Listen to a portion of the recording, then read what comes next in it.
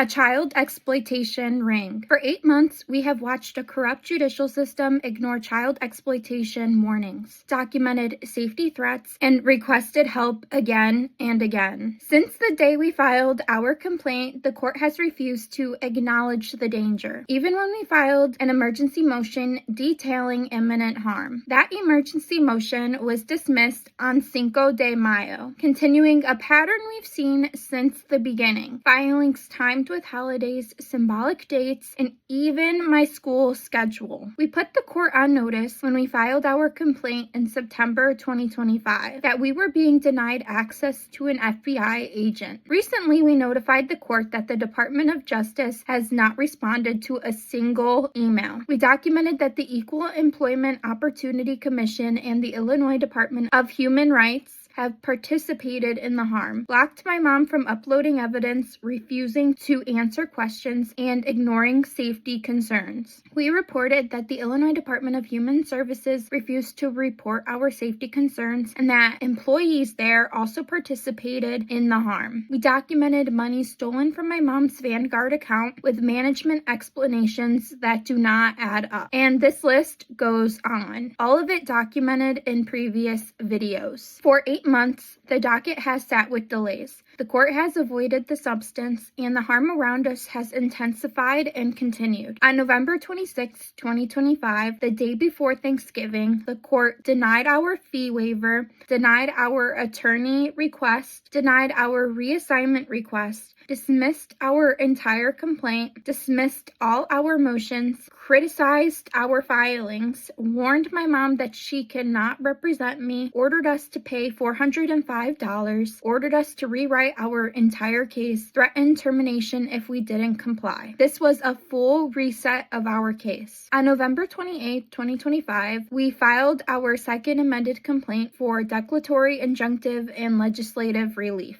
On May 2nd, the 4th, the 6th, and May 15th, we filed the following documents: emergency notice of worsening safety conditions, procedural failures, and request for immediate judicial action, submitted May 2nd, 2026 to Judge Harjani. Supplemental notice of procedural irregularities and safety-related observations, submitted May 4th, 2026 to Judge Harjani. Christina's IFP form, submitted on May 6th, 2026 to Judge Harjani. Plaintiff's emergency motion for safety review, administrative referral, and protective clarification, submitted May 6, 2026 to the Honorable Judges of the United States District Court and/or the Executive Committee Chief Judge. Motion requesting review of judicial inconsistencies, unresolved filings, and procedural irregularities, submitted May 6, 2026 to the Honorable Judges of the United States District Court and/or the Executive Committee Chief Judge. Plaintiff's supplemental notice of continuing safety concerns and record preservation, submitted May 6, 2026 to the Honorable Judges of the United States District Court and/or the Executive Committee Chief Judge. Notice regarding procedural status and request for clarification, submitted May 6, 2026 to Judge Harjani. Factual statement for renewed request for court-appointed counsel, submitted May 6, 2026 to Judge Harjani. Plaintiff's notice of filing status, record discrepancies, and request for administrative review and referral, submitted May 15, 2026 to the Honorable Judges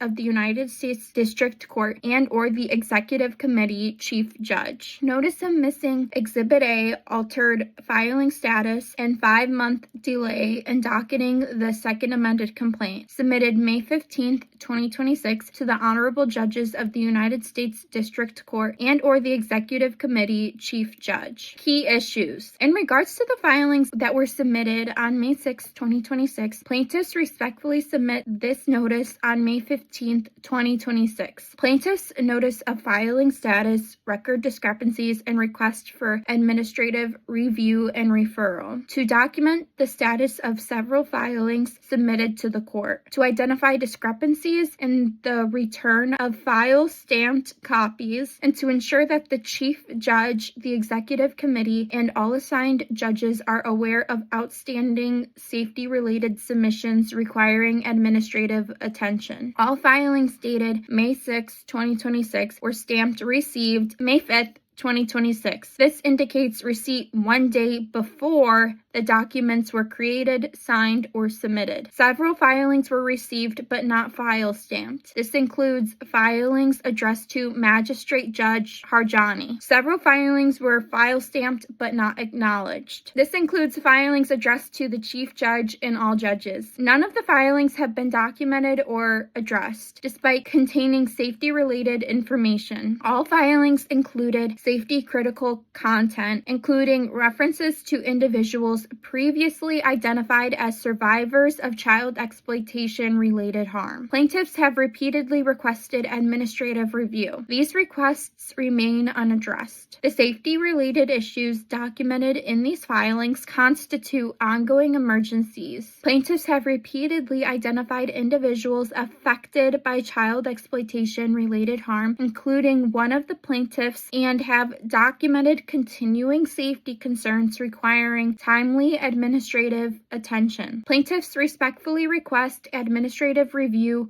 of their entire case file. This notice was submitted on May 15th, 2026 at 5:28 a.m. We did not receive anything back from the court. The court did not send us a received stamped copy or a file stamped copy. The same happened with notice of missing Exhibit A, altered filing status, and 5-month delay in docketing the second amended complaint. This notice was submitted at 7:41 a.m. on May 15th, 2026. On February 10th, 2026, we submitted to the court plaintiff's motion to clarify record regarding prior filings, submitted exhibits, and motion to unseal. This motion documents that our exhibits were submitted, returned, resubmitted, and repeatedly referenced, but never properly docketed, and that the court's January order was based on an incomplete and inaccurate record. The emergency motion and the planned abductions. Our emergency motion documented safety-related issues involving my brother, Ruben Anthony Jimenez, and my childhood friend, Emily Rose Lovato. We documented planned abductions on April 14th for Ruben, April 21st, Emily, April 30th,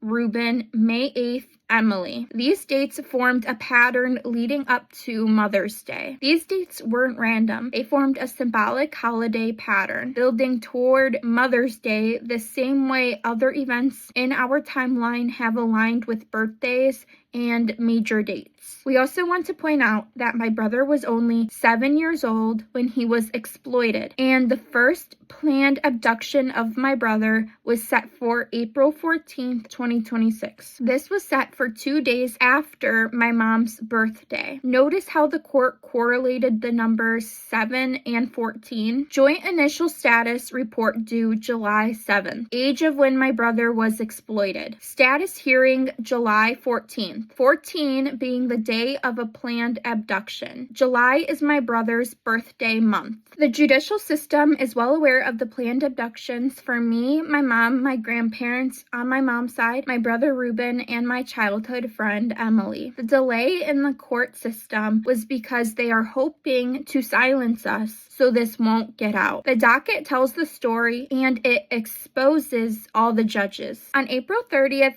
the same day as one of the planned abductions, an Xfinity truck sat outside our home. License plate 254959. When I went outside to document it, the truck drove off. The word Xfinity is symbolic of the word infinity. This is why a classmate at DePaul University wrote on my lab report, either live or die, purple your choice, and drew an infinity sign. The plan is to continue to exploit children, families, and utilize institutions to cover it up. They have been doing this for several years. Many children were exploited and into adulthood. There are plans to silence many. Through divine intervention, me and my mom have dreams that are warnings that expose the truth. The world needs to know the warnings and the truth. Here are some of our dreams regarding the planned abductions of my brother Ruben and my childhood friend Emily. On April 29th, 2026, at 5:23 a.m., in my mom's dream it said, "They were at my window." She woke up to the words, "You shouldn't." Then at 6:09 a.m., the dream repeated itself. At 7:03 a.m., she dreamt that we were walking to the CTA, and she was telling me about her dreams. She said we were walking up the stairs and she had flip-flops on. She said she thought, "I don't want to lose my flip-flops going up the stairs." She said she must have had nylons on and it was hard to grip the shoes or something. Then at 8:38 a.m., she had a dream that a man and a woman's apartment was broken into. The police were called. The man was upset that he had to come home from work. She remembered the words, "my son." Now, when we take her dream and look at the pattern of the planned abductions, the flip-flops were to resemble them flip-flopping between abducting Ruben and Emily. The dream of windows is to resemble danger. On March 20th, 2026, my mom had a dream that she was living in a high-rise with Peter, someone she used to know, and her son Ruben. She said they just moved in. She dreamt that Ruben went to try out his new bed and he was too big for it. She said to him, "No worries, Peter will get you another bed." Peter said nothing and just stared. She was then on a couch and told Ruben, "We can't go outside. The windows are falling. Your head can get cut off." She then found herself getting into bed. Peter picked her up and laughed. She said in the dream he tried to take off her clothes and then his face and voice changed into extreme anger. He said, "Why aren't you helping me?" She said she was shocked and then woke up. On April 17th, 2026, at 9:11 a.m., my mom said she woke up from a dream. She dreamt that Michelle Barton, Emily's mom, came to her bedroom window with Samantha, another one of her daughters. Samantha was very little in the dream. Michelle said to my mom, "I want to talk to you." My mom said she started to scream at them. She said, "Do you know what you put Christina through? Why are you here?" Sam made a face at her. She stuck her tongue out. They then started to walk away and get back in the van that Steve, her husband, was driving. She said she came outside, walked towards them, and screamed. They just stared at her, and she woke up. She knew they were at her window because Emily was missing. This was a warning through divine intervention. What is interesting is that in this dream, Sam stuck her tongue out at my mom. Sam was mimicking the devil my mom saw in her bedroom years ago. My mom saw the devil in her bedroom and this was not a dream. My mom saw a very little girl with an aged face. She stuck out her tongue and wiggled her fingers at my mom. My mom said to me that the little girl looked like a photo that Michelle took of me when I was little. I had Halloween makeup on and the makeup made me look like I was 100 years old when I tried to remove it. Michelle took a photo and sent it to my mom. I asked my mom to delete the photo because I did not like it. On the same day at 10:30 a.m., I also had a dream about Emily. I recall Hayes from Mother Macaulay High School came up to me on a walk to talk about Emily. She wanted information out of me about Emily. I don't remember fully. I was like, "I don't care about Emily." It was more like, "Leave me alone about her." Then I asked, "How did you know I was here walking?" Hayes said, "Because you are by Beverly." Then I remember for Macaulay graduation, something like these people wanting to bring Jesus to their wedding. Lena was in my dream talking about this. I also recall on social media, someone asked Livy Dunn about whether she believes in God, and she was saying that the question makes her uncomfortable. She doesn't. At the end of the dream, I recall being told to lose weight for graduation because I am getting fat. Lena said this to me. These were all dreams through divine intervention to help guide us and protect. Please see my link tree to read more about our dreams. Please watch my videos on YouTube to learn more about the warnings God has for the world and the truth that God wants exposed. We will keep posting our dreams in upcoming videos. On September 10th, 2025, my mom wrote a judicial notice letter to every judge in the Northern District of Illinois. In that letter, she wrote, targeting of plaintiff Christina Hernandez during her childhood in acts that crossed boundaries no child could comprehend or consent to. She also wrote, this letter is filed because the rights were denied, because the child was not protected, and because the scroll demands visibility. Not one judge responded. Instead, Judge Herjani wrote, plaintiffs shall await the court's decision on those matters and should refrain from filing unnecessary motions and letters. So the question becomes, how did a federal judge feel comfortable responding this way to a survivor of child exploitation after being told the child was not protected? No investigation was ever conducted. If you haven't, please watch the two-part video titled A Great Awakening. On February 21st, 2026, around 3 a.m., my mom prayed and asked God to reveal to us what we are missing. She was working on the narrative to A Great Awakening. She wanted to make sure that she did the narrative exactly how God wants it. At 6:25 a.m., my mom woke up to a hiccup that was forceful and her eyes widened. She ended up on her forearms. Something kept her still. The Blessed Mother Mary spoke to her in her right ear. She said, letter to all the judges. That was all that was said. My mom grabbed her paper and pen that was sitting right next to her. My mom said, yes, Lord, I will write about that. She knew exactly what the Blessed Mother Mary was asking her to do. She said she did not see her. She only heard her voice. She said she just knew it was her. My mom said she never told her who she was. Her eyes widening was to connect to the title of the narrative she was working on, A Great Awakening. My mom went back to bed around 10 a.m. She then woke up from a dream around 1 or 2 p.m. Here is the dream. My mom saw an office with a very long desk. She can't see herself in the dream. She only observed. There was a very old man, and she knew he was an attorney. She watched him pick up a stack of paper, which was a new complaint, and he said out loud, why am I getting this?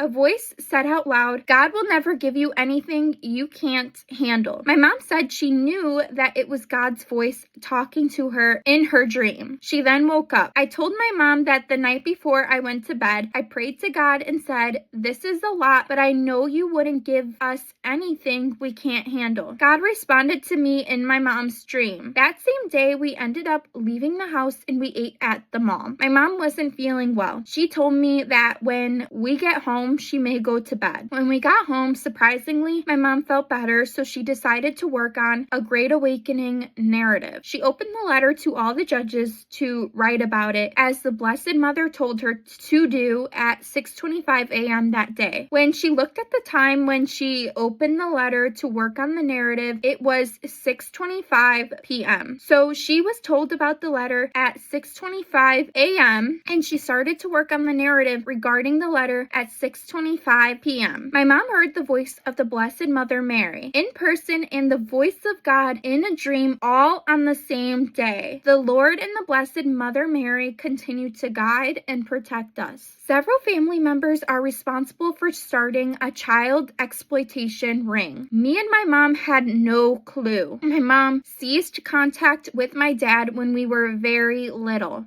Family members were planning all of this harm early on, and it turned into organized crime. My mom's former employer, the law offices of Gunty and McCarthy, got involved and utilized their IT vendor, Empist, to cyberstalk us, and they did this when my brother and I were very little. They are cyberstalking us through our cell phones, computers, laptops, tablets, televisions, and using lasers on our home to listen in on conversations and to surveillance us. They are also tracking every vehicle we utilize in obtaining audio and video. They are also watching us on the neighbors' Ring cameras and by other means we are not made aware aware of. They threaten us every day. CEOs with T-Mobile for several years have also participated in this child exploitation ring. The CEOs are giving out passwords to our accounts to help allow surveillance. We know they are also doing this to countless others. Many CEOs outside of T-Mobile are participating. This also includes celebrities and influencers participating or their knowledge of it. The judicial system and institutions are being utilized to cover up crimes. Neighbors are also participating. This also includes all the schools I attended and many more. As this paragraph was written, our neighbors set off fireworks right outside of our home. This happened on May 5th, 2026 at 8:21 p.m. Someone is funding this. Watch my videos and you will be able to put together who that is. We aren't the only ones this is happening to. They want to take over the world. Their plans will devastate the world. They want to turn people against God and the Blessed Mother Mary. On May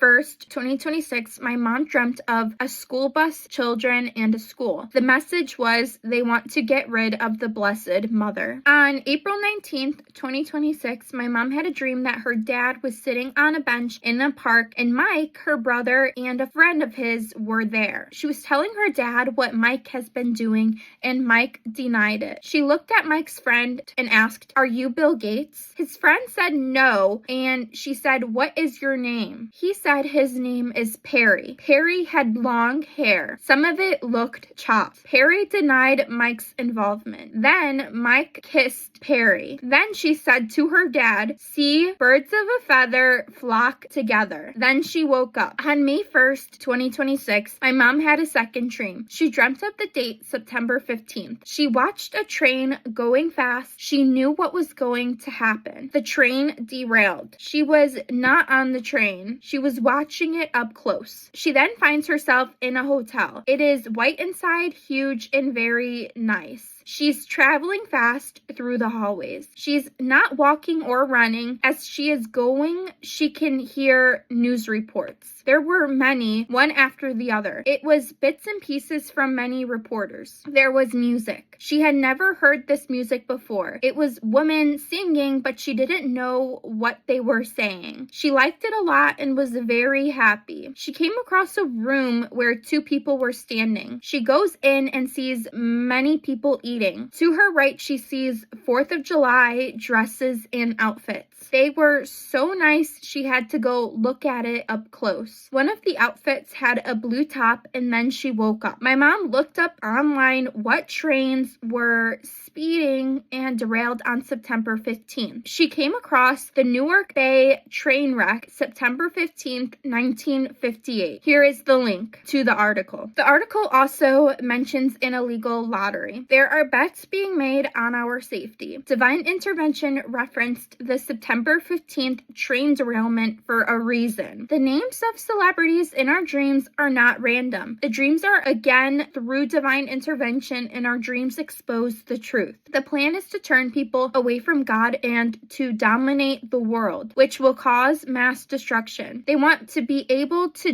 do whatever they want and not be held accountable. They want lawlessness. This means planned abductions, torture, human trafficking, and getting away with murder. They are using money and celebrities to influence children and adults to participate in the harm against targeted individuals. They then plan on turning the harm against them. A repeated cycle. This started when I was 2 years old against me, my mom, my brother, and my grandparents on my mom's side. They want to get away with harming us and at the same time target their next victims. You will not be able to survive this due to the surveillance and corruption. This is why God led us to Erica Kirk with Turning Point. On God's timing, this will all be exposed to the world, and the world will be greatly blessed with a chance to stop this. Hold all accountable, turn to God, and make sure this shall never happen again. Protect the children, protect the families, stand up for what is right, stand with God. Watch my videos on YouTube and read all my documentation on Linktree. Now I will continue to expose more of the judicial system. Court's order on Cinco de Mayo. What the court ordered on May 5th, 2026, Cinco de Mayo. Our motion to clarify the record was denied. The court said no to our request to fix the docket issues. Our emergency notice was denied. The court refused to address the safety concerns. My mom's IFP fee waiver was granted. She no longer had to pay the filing fee. The second amended complaint was dismissed in part, not the whole thing, but 2 defendants were removed. Empist was dismissed. The court said we did not state a claim against them. DePaul University was dismissed. The court said DePaul's claim must be filed in a separate lawsuit. Only 1 defendant remains, Gunty and McCarthy. We may proceed only on the Title VII and Section 1981 claims. The clerk was ordered to file the second amended complaint. The clerk was ordered to issue summons. U.S. Marshals were ordered to serve Gunty and McCarthy, but only after we complete and return the USM 285 form. The court gave us the USM 285 form. We must return the form before service can happen. The court set a telephonic status hearing for July 14th, 2026. A joint status report is due July 7th, 2026. If the defendant is not served by then, we must reschedule. The court encouraged us to contact the Pro Se Help Desk. Key issues: second amended complaint and Exhibit A factual addendum. On November 28th, 2025, we submitted the second amended complaint, document number 25, in the Northern District of Illinois. The filing was initially stamped filed with date and clerk initials confirming acceptance into the docket. The complaint incorporated by reference the 157-page first amended complaint, ECF number 9, attached Exhibit A factual addendum, and requested that the judicial seal be lifted. On December 2nd, 2025, we received a notice of correction showing the same second amended complaint marked only as received, document number 27, backdated to November 28th, 2025. Exhibit A was likewise marked received rather than file stamped, despite being expressly referenced in document number 25. This change from filed to received created uncertainty as to whether plaintiffs' filings have been formally docketed, leaving both the second amended complaint and Exhibit A in procedural limbo. Plaintiffs document this discrepancy in a notice of procedural irregularities submitted on December 2nd, 2025, attached as Exhibit C. No correction or clarification was issued, and the irregularities remain unresolved. This unresolved discrepancy directly relates to the current issue. The docketed second amended complaint, ECF number 39, remains incomplete and does not include Exhibit A. On May 15th, 2026, we filed with the court notice of missing Exhibit A, altered filing status, and 5-month delay in docketing the second amended complaint. This notice submitted May 15, 2026 to the Honorable Judges of the United States District Court and/or the Executive Committee Chief Judge. The second amended complaint states plaintiffs submit herewith Exhibit A, factual addendum to second amended complaint, which sets forth concise allegations against each named defendant. However, the docketed version of the filing contains only 2 pages and does not include Exhibit A or any additional pages. Plaintiffs submitted the addendum with the second amended complaint, but it does not appear in the publicly available record. This change from filed to received created uncertainty as to whether our filings had been formally docketed, leaving both the second amended complaint and Exhibit A in procedural limbo. No correction or clarification was issued, and the irregularity remained unresolved. This unresolved discrepancy directly relates to the current issue. The docketed second amended complaint, ECF number 39, remains incomplete and does not include Exhibit A. On March 15th, 2025, at 7 a.m., my mom had a dream about me. She was waiting for me in a room full of people with someone sitting at a desk with a sheet of paper. It was a white room. She then finds herself in the same room as me. It looks like a doctor's office. I was sitting there with someone. I said to my mom in her dream, "You can backdate it to 2026. And she said, "Oh yeah, good idea." I then tell the woman. She doesn't listen. My mom's alarm then went off and she woke up. Isn't that interesting? May 15th, we filed about the altered filing status, and on March 15th, my mom had a dream about backdating. Both happened on the 15th. My mom filed the notice, which was submitted at 7:41 a.m., and my mom's dream about backdating happened at 7 a.m. On May 16th, 2026 at 4:23 p.m. After my mom wrote this paragraph, she received a tiny right ear ring. Key issues: dismissal without addressing safety. The court dismissed Empist and DePaul without addressing worsening safety, interference with communications, cyberstalking, impersonation of federal agents, threats involving vulnerable individuals, planned abductions. The court stated these allegations do not relate to plaintiffs' surviving claims. The court wrote that the safety concerns involving Ruben and Emily do not relate to the plaintiffs' surviving claims, but the court has a duty to protect vulnerable individuals, especially when we reported that Ruben and Emily are survivors of child exploitation. Me and my mom are the plaintiffs, and yet the court ignored our safety too. We told the court we were being blocked from reaching the FBI, and they ignored that as well. The emergency notice reframed. Our emergency notice documented worsening safety, procedural failures, interference with communications, requests for judicial action. The court reframed it as they request an update on the status of the case. This was not an update request. It was a safety filing, and the judge disappeared for several months. Key missing piece: I was never told to file an IFP. The court never informed me that I needed my own IFP application. The record shows my mom filed an IFP in September 2025. I never received a notice that I needed to file my own. The court never issued a deficiency notice, which is standard procedure. The court never instructed me to file an IFP before May 2026. Yet, on May 5th, 2026, the court wrote, Plaintiff Christina Hernandez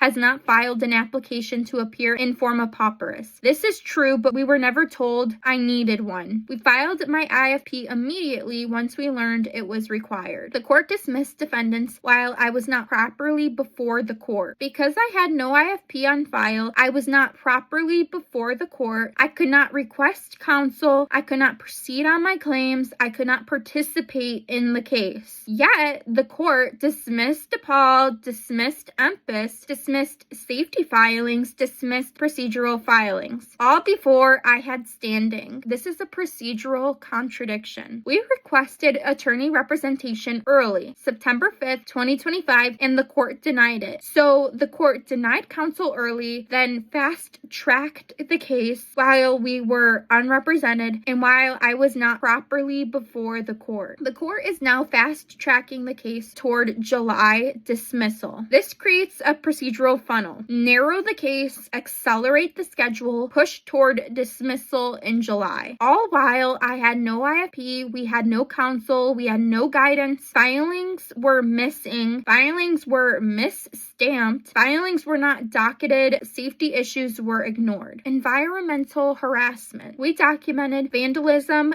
threats, unlawful entry, fireworks, car alarms, locking, unlocking patterns, gunshots, dead animals, illegal removal from DePaul University. My mom lost her job under the guise of a layoff. The court did not address any of it. Financial disruptions. Barclay credit reduction on a Friday night right into Saturday morning. This was right before picking up a scheduled rental vehicle on Monday for our safety. My mom was left with only $3 for available purchases when she had over $7,000 available. We were not able to pick up the rental vehicle. During a different rental vehicle pickup, we were denied our rental vehicle despite prepaying through Priceline. I want to add that employees across numerous rental car agencies participated in harassment against us. Watch my videos on YouTube and read the emails on my Linktree. Hotel removal for no reason. This included me, my mom, and my elderly grandma late at night. We were also denied the room my mom prepaid for and were given a downgrade. What is interesting is the manager put us in room 100. We have documented that there are bets on our safety for $100. I want to add that employees with Priceline and the Better Business Bureau participated in the cyber stalking against us and harassed us. Read the emails on my Linktree. There are tons and tons of emails on my Linktree. Hotel alarm set off in our hotel room. This was in a different hotel from the one we were kicked out of. We stayed one night at this hotel as there was a snowstorm in Chicago on our drive to Arizona. Clearly,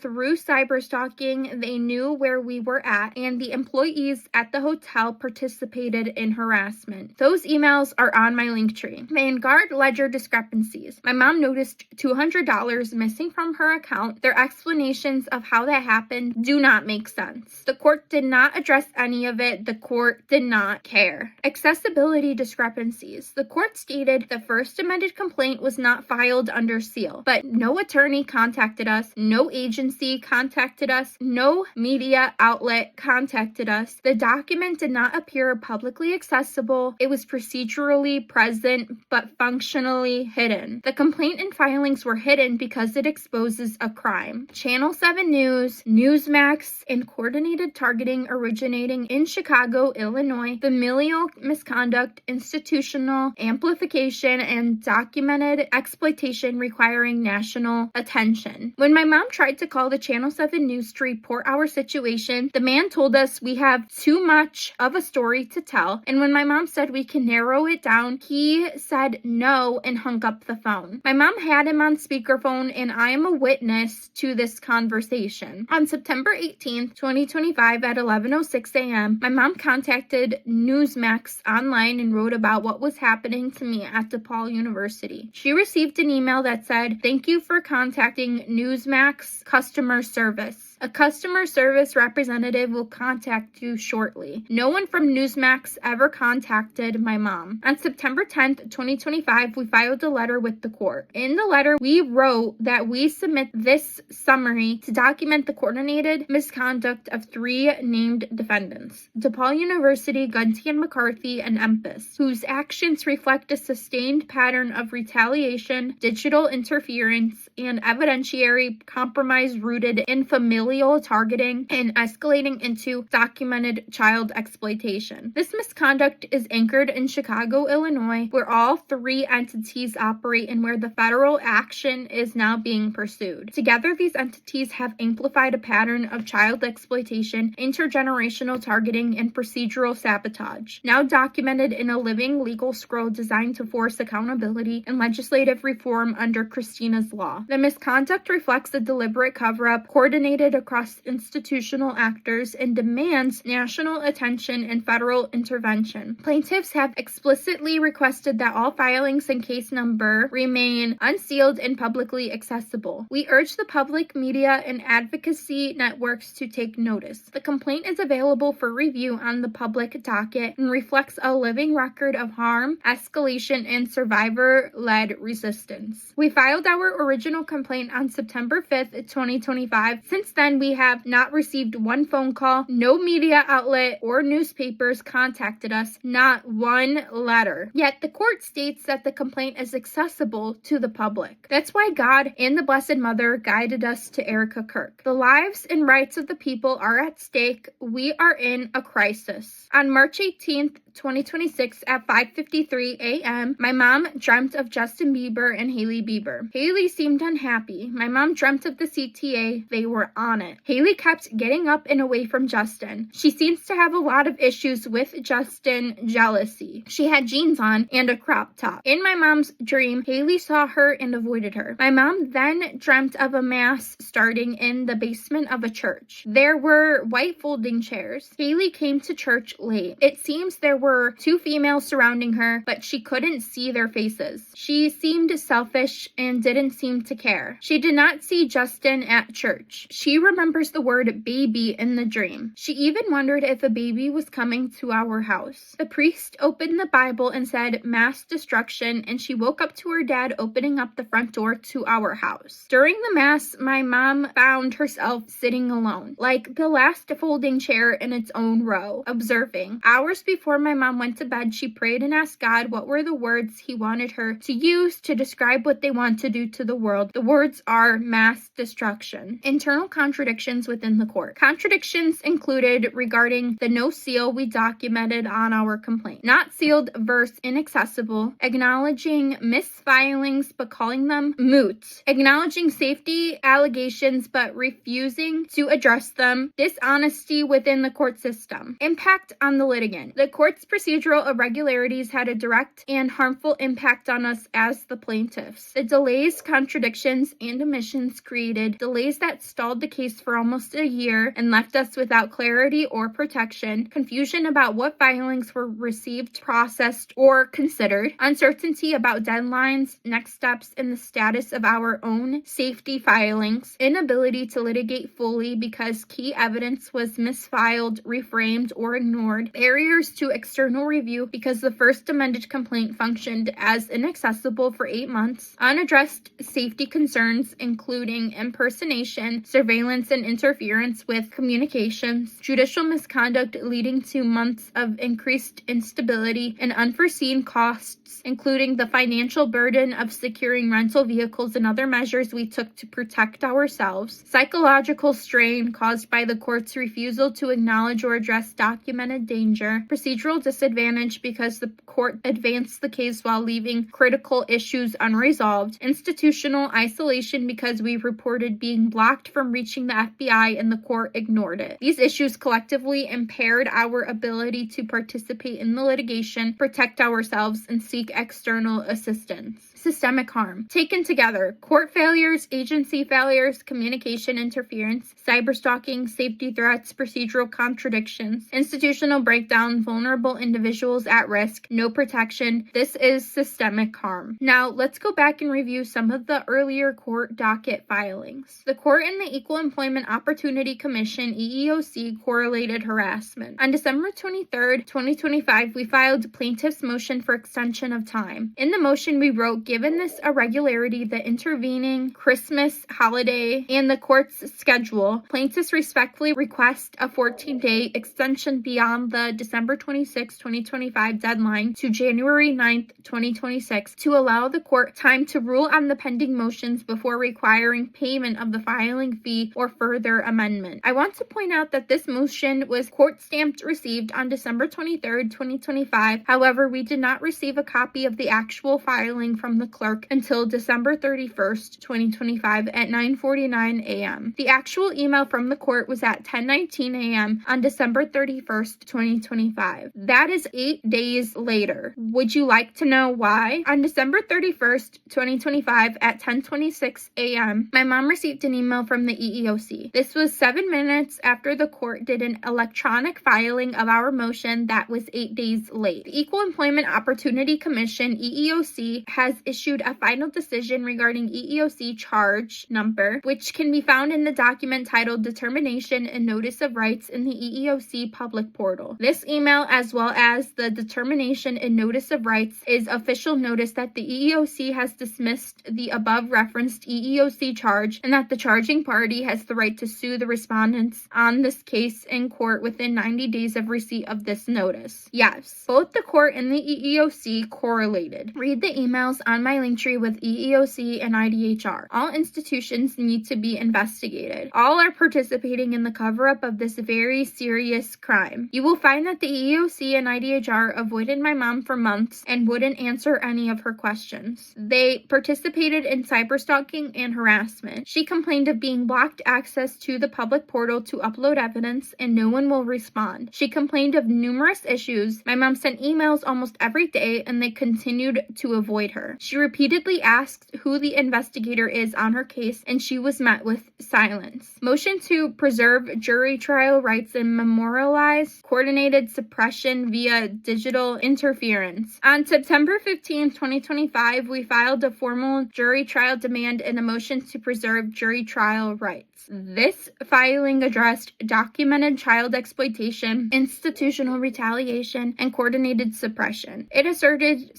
Seventh Amendment rights, invoked Federal Rule of Civil Procedure 38, and requested confirmation that the right to a jury trial would be preserved. The motion documented digital interference, symbolic retaliation, premature judicial actions, and clinical obstruction that occurred on the same dates as court activity. It included exhibits showing clinical retaliation, electronic interference, and institutional notifications sent to DePaul University and the U.S. Department of Education. The filing also requested FBI review due to safety concerns and the interference with federal protections. Despite its constitutional significance and its documentation of child exploitation-related harm, this filing was never addressed on the record and was dismissed without explanation. May 17, 2026 filing. Notice to the Chief Judge, the Executive Committee, and all assigned judges regarding unaddressed jury trial demand was filed May 17, 2026. This notice informs the Chief Judge and all assigned judges that our September 15, 2025 jury trial demand filed as docket 19 was never addressed in the court's November 26, 2025 order. The filing explains that DKT 19 contained a formal jury trial demand under Rule 38 in the 7th Amendment, along with documentation of child exploitation related harm, safety concerns, clinical retaliation, digital interference, and institutional notifications. The notice requests procedural clarification on whether the jury demand remains preserved and why it was grouped with unrelated motions and dismissed without acknowledgement of its constitutional significance. Based on the patterns we have documented, individuals connected to the cyberstalking allegations are monitoring our legal drafts and court research, and this information is being circulated to institutions so that they can correlate ongoing harassment. On May 16, 2026 at 2:03 a.m., as my mom was putting together court-related filings for this YouTube video, she tried to open up an exhibit titled Christina Hernandez Subject, Clinical Assignment Irregularities, Electronic Interference, Retaliatory Patterns. September 12th, 2025. When opened, it turns into an internet photo. She tried to copy and paste it into AI, and she is being blocked from doing so. While doing this, Empist set off my grandma's phone. Empist is the defendant in our case that the court is protecting, and Empist is trying to protect the court. My mom literally has to go into the G drive to obtain her own documents as she is consistently being blocked on her laptop. Amended emergency motion for protective oversight filed on September 13th, 2025. In this document, we wrote plaintiffs Angelique Hernandez and Christina Hernandez submit this emergency motion for protective oversight in response to escalating retaliation, judicial sabotage, and coordinated institutional interference. The motion seeks immediate federal recognition of symbolic targeting, digital sabotage, and containment choreography designed to obstruct, remedy, and conceal child exploitation. We further reported the following. On September 10th, 2025, Christina Hernandez, first day of school, Judge Durkin reassigned the federal complaint to Judge Sunil. This was not procedural, it was symbolic. The word son in Judge Sunil's name had already been documented in both complaints as part of the intimidation choreography. The reassignment aligned with digital interference, clinical retaliation, and predictive sabotage. On September 12, 2025, the first day of Christina Hernandez's clinical rotation, Judge Sanil R. Harjani struck plaintiff Angelique Hernandez motion referencing the original complaint rather than the properly filed first amended complaint. This procedural deflection was not accidental, it was strategic. Judge Harjani's refusal to engage the operative pleading suppressed expanded allegations and obstructed emergency relief. His actions aligned with institutional actors at DePaul University whose proximity to Christina's educational targeting confirms coordinated intent. The rulings do not reflect judicial neutrality, they reinforce the architecture of cover-up. Signaling of NDAs and payoff logic began circulating well before court filings. Ambient and indirect. However, in the days leading up to the complaint, hackers escalated interference, broadcasting awareness of the filing, and triggering institutional sabotage. The judiciary's strikes and omissions were not isolated. They were part of a broader effort to suppress the complaint before it could be seen. The choreography was anticipatory. Federal building harassment. On September 3rd, 2025, in the downstairs lobby of the federal building near the metal detector, Angelique told the officer she would hand over both her and Christina's licenses. Despite this clear statement, the officer looked directly at Christina and asked if she was a minor. This comment made no procedural sense. It was a mockery of the complaint contents. The officer was fully aware of the plaintiff's identities. His question was not confusion, it was performance. Plaintiffs are well aware that the constant surveillance of them enables institutional actors to reach out to those who can be paid off, and that individuals are being made aware and encouraged to harass plaintiffs. On September 5th, 2025, in the same federal lobby, an employee took both licenses and theatrically called the plaintiffs twins. He stared at them as if they were famous. His behavior exaggerated and harassing. The same police officer who asked Christina if she was a minor laughed at the twins' comment. He remained focused on the conversation despite being the one assigned to monitor their bags through the metal detector. Following this incident near the plaintiff's home, while walking their dog, two small children approached and asked if they were twins. One of the girls was wearing a New York sweater, a deliberate signal. She then pulled out a CTA card mirroring the plaintiff's own transit route to the federal building. Plaintiffs had taken the bus both times, and this gesture confirmed that their movements were being tracked and symbolically echoed. Both girls were enforcing the idea that they had telepathy, playing a game where they repeated the exact answers. With September 11th approaching, the message was unmistakable: "You will be destroyed like the Twin Towers." The reference to twins was not innocent. It was predictive retaliation tied to the judge's alleged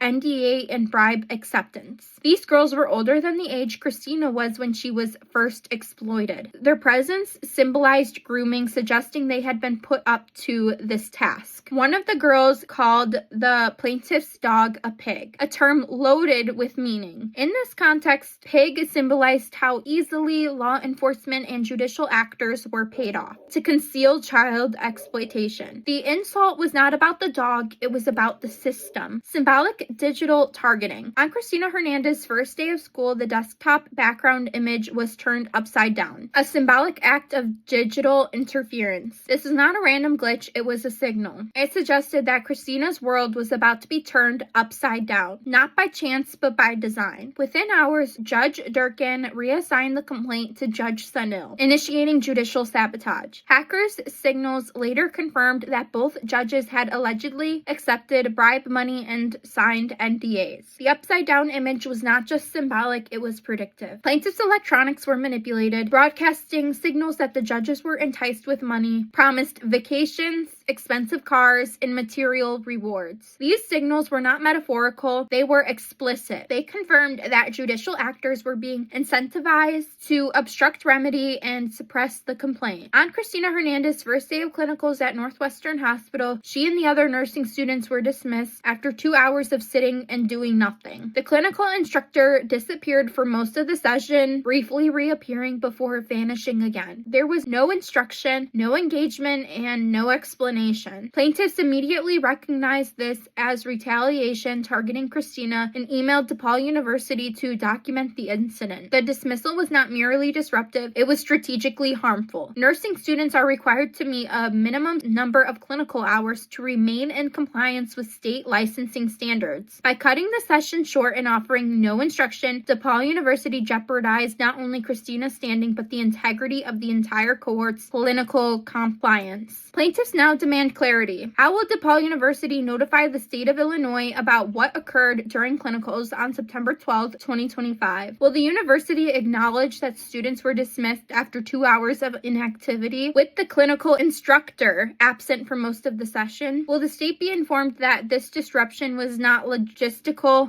but retaliatory, targeting Christina Hernandez in response to her federal complaint? This moment is not just about hours, it is about institutional sabotage disguised as scheduling. The scroll expands. After Christina Hernandez's first day of classes, she reached out to 2 professors and the president of DePaul University to report harassment. The president never responded directly. Instead, he delegated the matter to the dean of students, deflecting responsibility. The dean then emailed Christina, copying both the head of nursing and the president, asking when she could meet to discuss her complaint. But embedded in that email was a directive. Christina was told not to send further correspondence to the president of DePaul University. This instruction was not procedural, it was retaliatory containment. It constitutes a violation of Christina's civil rights and a direct breach of her protections under federal education law, including her right to report report retaliation and communicate with institutional leadership. On September 13th, 2025, plaintiffs formally submitted written inquiries to the president of DePaul University, the head of nursing, the dean of students, the clinical instructor, and the attorney with the Department of Education, asking, when was DePaul University made aware of Cristina Hernandez's federal complaint to the Department of Education filed in April 2025? Cristina had already informed the head of nursing directly in April. Plaintiffs continue to document retaliation. This sequence confirms institutional retaliation, containment logic, and obstruction of remedy. The clinical sabotage was not accidental. It was engineered to destabilize, isolate, and silence. Do you think the court did anything? No, they didn't. DePaul University president, professors, staff, and students participated in correlated harassment. The Department of Education assigned a case number and disappeared. Attorney Stephen Worthington ignored countless emails of reports of escalated harassment and coercion. DePaul University Dean of Students, Ellen Fangato, who is also the school's Title IX coordinator, and head of nursing, Dr. Stephanie Bird, were both aware that I was protected through my complaint with the Department of Education. They did not care. They demanded that I meet with them behind closed doors. I refused. They gave me a directive to meet, told me I was not to bring my mom, and that if I didn't do so, I would be removed from the nursing program. This is while attorney Stephen Worthington remained silent. He allowed the escalation to continue, and DePaul University knew that the court and the institutions were covering up this crime and that they could treat me any way they wanted to. DePaul University stole my tuition while knowing they were going to dismiss me from the program in 2025. That is fraud. They are literally telling me I have no right to an education or protection. I was a straight A student and one of the top students in the class. Not only did they remove me from the nursing program, but they targeted me after I attended only one day of class. It was September 11, 2025 when the dean reached out to me. This was after my return from summer break. The Department of Education was supposed to contact me on December 1st, 2025 with a decision regarding my complaints and never did. An investigation never took place. I never spoke with attorney Stephen Worthington. On this day, my mom followed up with Mr. Worthington and he ignored her email. The same happened with the Illinois Board of Nursing. They assigned a case number and disappeared. They also correlated harassment. Read those emails on my link tree. You can also read countless emails of professors cheating me on my grades, and the students were well aware of this. Professors came to school not to teach but to harass me. Ask them how much they were paid to do so. These are people working in the medical field encouraging nursing students to participate in the harm. Students participated and took enjoyment out of harassing me, knowing that I was being removed from the nursing program. They all knew I was being cyberstalked. That also means that during my clinical rotations, members of the public had access to personal and private medical information belonging to the patients in my care, as well as patients being treated by others in my presence. I worked clinical rotations at Northwestern Hospital as well as other facilities. My clinical instructor at Northwestern Hospital participated in the harassment as well, and so did nurses who work there. The public has a right to know if they were one of these patients who were violated, and the public has a right to know that the president of DePaul University allowed this. The public has a right to safety, trust, and accountability. DePaul University is not the only school that participated in this crime and cover-up. There is also St. Bernadette Grammar School in Evergreen Park, Illinois, closed down years ago, St. John Fisher Grammar School in Chicago, Illinois, and my high school, Mother Macaulay, in Chicago, Illinois. Yes, this includes principals, teachers, staff, parents, and classmates. There was harm being planned against me, and they not only knew about it, but encouraged it. They were aiding and abetting. The public has a right to know the plans that were being plotted against me while attending school. They don't just want to do this to me, but to you too. They want to normalize this and get away with it. I know that these aren't the only schools that have known about this, as this has been happening for over 15 years. Many knew, many participated, and many had knowledge and did not want to help stop this. On March 23rd, 2026 at 5:22 a.m., my mom had a dream where she saw that a man needed to use a cell phone. Justin Timberlake didn't want him to use his phone, and he told someone else not to let him use their phone either. The man says, "I see Christina Aguilera." Christina sees him and turns and looks the other way. She goes in the opposite direction of him. The man runs off. Both avoid the man. In February 2026, after watching Beast Games, I went to bed. That night, I dreamt of Mr. Beast. I was doing a challenge along with other contestants inside a building. I ended up winning the challenge. After the challenge was over, Mr. Beast told everyone else to leave but told me to stay. Then he told me to wait and he'd be back. He went to the store sure. I waited and felt he was taking too long, so I decided to leave. I walked out of the room I was in and I walked down the hall. Then I heard a door open and closed. I turned around and saw Mr. Beast behind me with a bag in his hand. He was a short distance away from me. He stared me down and he was giving me a creepy smile with his head tilted forward. He reminded me of it.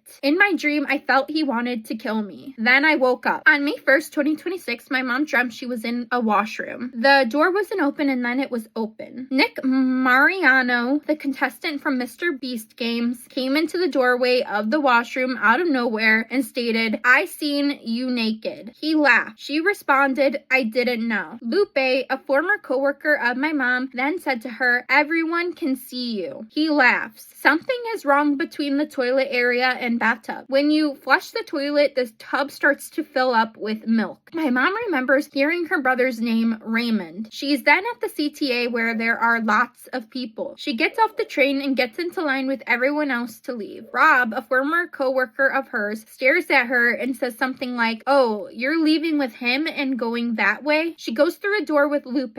He is carrying a 24 case of beer. They start to walk and he says something to her and then she wakes up. That same day, I had a dream. I recall being in a car with my brother Ruben and my grandma. We were driving somewhere and I saw a license plate that said many, and I was trying to figure out what this meant. Then I recall Jenna Sinatra, Marlon, a streamer, Sadie McKenna, another girl Marlon has streamed with, and others on social media mocking me. I recall them being in the shower. Then I recall hanging out with Jenna and Marlon, and I don't know why, but I said, "We should hang out again." I said, "What can we do next time?" And Marlon said, "We can all go swimming with otters." Then I recall being in a large hotel room, and I recall Jenna wanted to take a shower, but there was a camera in the shower. So she had to hang at the ledge of the shower and lift herself up to get out of the camera frame. She was close to the ceiling. I then dreamt of some stadium and a woman. It was Alex Clark. We are exposing a corrupt judicial system, child exploitation, institutional corruption, and much, much more. You will witness all the harm they caused us, all their plans to silence us, and then their plans to carry out the end of the world. Watch my videos on YouTube and read all the emails on my link tree. The public needs to open their eyes to the people that they support and the people that they follow. This includes public officials, celebrities, influencers. This also extends to CEOs and the abuse of money and power. Many are not who you think they are. Demand exposure, demand accountability, demand changes. The Lord and the Blessed Mother is about to give the world a great awakening.